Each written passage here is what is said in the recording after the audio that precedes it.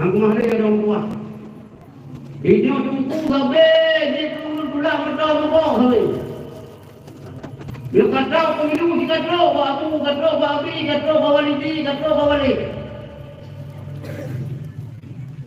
Nyambang awak ni. Buat pemilu. Caleg.